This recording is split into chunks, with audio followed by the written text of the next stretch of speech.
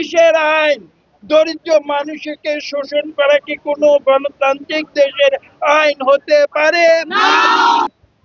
আওয়ামী স্বৈর শাসনের প্রেতাত্মাদের চিহ্নিত করে বহিষ্কার না করেন, তাহলে এইভাবে পদে পদে আপনারা ধিক্কৃত হবেন। এদেশে গণতন্ত্র আসবে, এদেশে মানুষের অধিকার প্রতিষ্ঠা হবে, এদেশের দরিদ্র মানুষকে পরে বাঁচবে।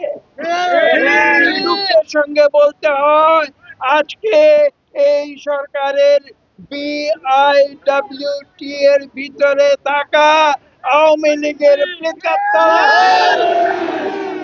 প্রেতাত্মারা আজকে এখানে এসে গোরাশাল পলাশে নিরীহ দরিদ্র মানুষের উপরে জুলুম অত্যাচার করেছে, যেটা স্বৈরাচারী সরকারের কর্মকাণ্ডকেও লজ্জা দেয়। আজকে বলতে বাধ্য হচ্ছি, এই BIWT বিগত 15 বছর যাবৎ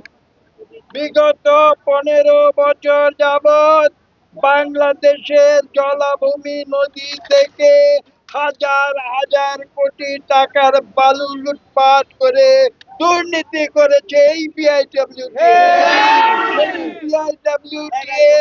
আজকে গোরাশাল পলাশে এসে তারা আইন দেখাতে চায়। কিসের আইন?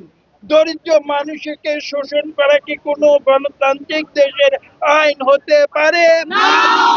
দ্বিতীয় স্বাধীনতা পেয়েছে বাংলাদেশ, এখানে গণতন্ত্র হবে, এখানে দুর্নীতি দুঃশাসনের রাজনীতি প্রশাসন চলবে না।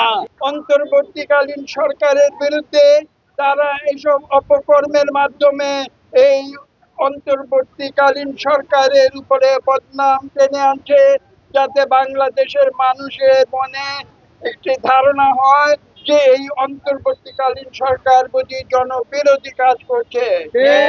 এই সরকারকে আমি হুঁশিয়ার করে দিচ্ছি, আপনারা যদি সতর্ক না হন, আপনারা যদি আপনাদের প্রশাসনের ভিতরে এই আওয়ামী স্বৈর শাসনের প্রেতাত্মাদের চিহ্নিত করে বহিষ্কার না করেন, তাহলে এইভাবে পদে পদে আপনারা ধিক্কৃত হবেন।